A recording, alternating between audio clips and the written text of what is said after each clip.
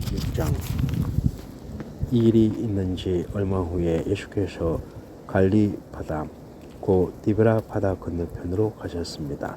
그러자 환자들에게 표적을 베푸시는 것을 본 많은 무리가 예수를 따랐습니다. 예수께서는 산에 올라가서 제자들과 함께 앉으셨습니다. 그때는 유대 사람의 명절인 유월절이 가까운 때였습니다.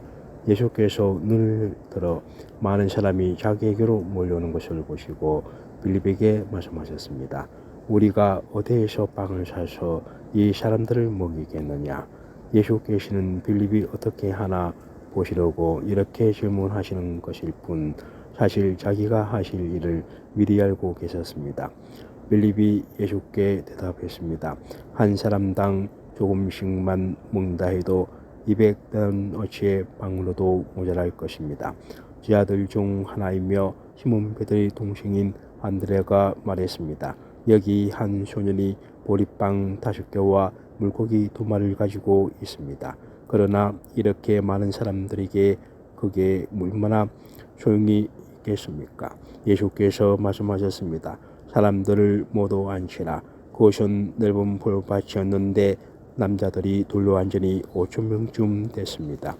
예수께서는 빵을 들고 감사기를 드리신 후 앉아있는 사람들에게 원하는 만큼씩 나눠주셨습니다.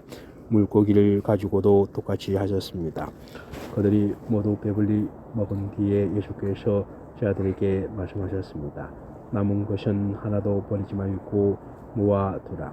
그리하여 그들이 남은 것을 모아보니 보리빵 5개로 먹고 남은 것이 12바구니에 가득 찼습니다.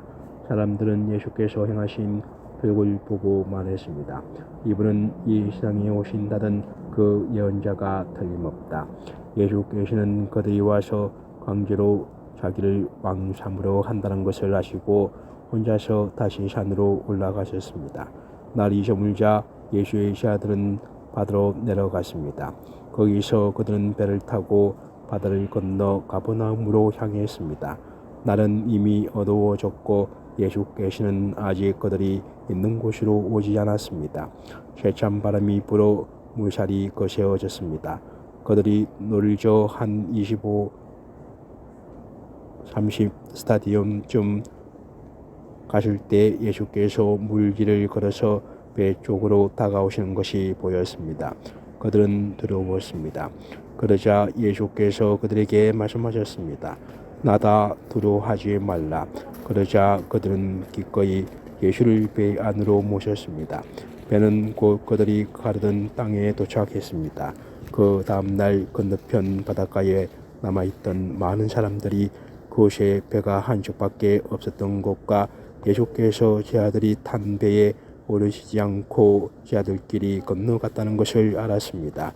그때 디베라로부터 온 몇 척의 배가 족해서 감사기를 드리고 사람들에게 빵을 먹이셨던 그곳 가까이에 닿았습니다. 그 사람들은 예수나 제자들이 모두 그곳에 없었다는 사실을 알고 다시 배를 타고 예수를 찾으러 가버나움으로 갔습니다. 그들은 바다 건너편에서 예수를 발견하고 물었습니다. 랍비여, 언제 여기에 오셨습니까? 예수께서 대답하셨습니다. 내가 진실로 진실로 너희에게 말한다. 너희가 나를 찾는 까닭은 표적을 보았기 때문이 아니라 빵을 먹고 배가 불렀기 때문이다. 저거 없으실 양식을 위해 일하지 말고 영생하기까지 남아있을 양식을 위해 일하라. 인자가 너희에게 이 양식을 줄 것이다. 아버지 하느님께서 인자를 인정하셨기 때문이다. 그러자 그들이 예수께 물었습니다. 우리가 어떻게 하면 하느님의 일을 하겠습니까? 예수께서 대답하셨습니다. 하느님의 일이란 바로 하나님께서 보내신 일을 믿는 것이다. 그러자 그들이 예수께 다시 물었습니다. 그러면 우리가 보고 믿을 수 있도록 어떤 표적을 보이시겠습니까? 무슨 일을 하시는 것입니까? 우리 조상들은 광야에서 만나를 먹었습니다. 성경에 이렇게 기록됐습니다. 그분은 하늘에서 빵을 내려 그들에게 먹게 하셨다. 지금 예수께서 말씀하셨습니다. 내가 진실로 진실로 너희에게 말한다. 하늘에서 빵을 내려준 분은 모세가 아니다. 오직 내 아버지께서 하늘로부터 참된 빵을 너에게 내려주시는 것이다. 하나님의 빵은 하늘에서 내려와 세상에 생명을 주는 것이다. 그들이 말했습니다. 주여 그 빵을 항상 우리에게 주십시오. 그러자 예수께서 그들에게 말씀하셨습니다. 내가 바로 생명의 빵이다. 내게 오는 사람은 결코 배고프지 않고 나를 믿는 사람은 결코 목마르지 않을 것이다. 그러나 내가 이미 말한 대로 너는 나를 보고도 여전히 믿지 않는구나. 아버지께서 내게 주신 사람들은 모두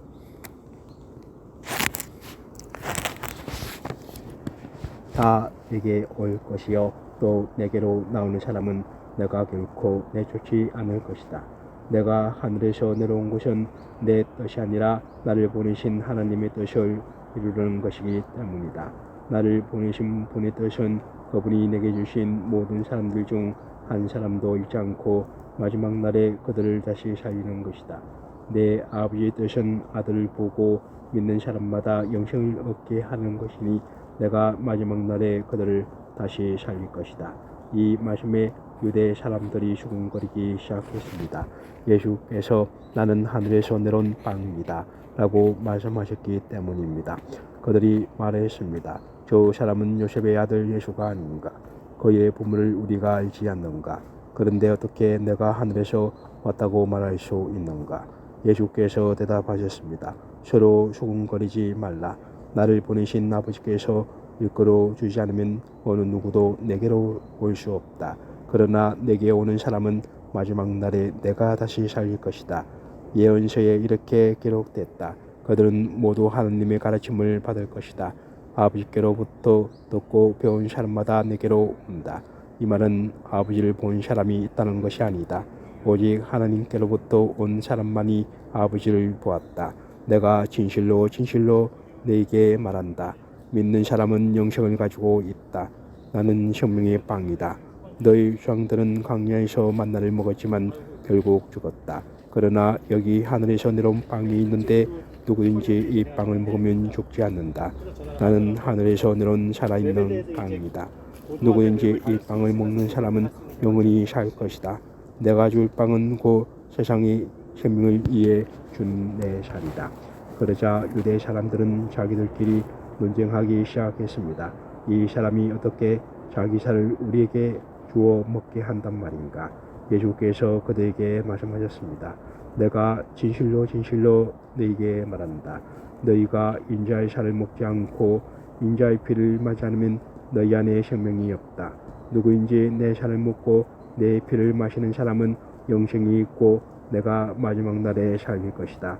내 살이야말로 참된 양식이요 내 피야말로 참된 음료다.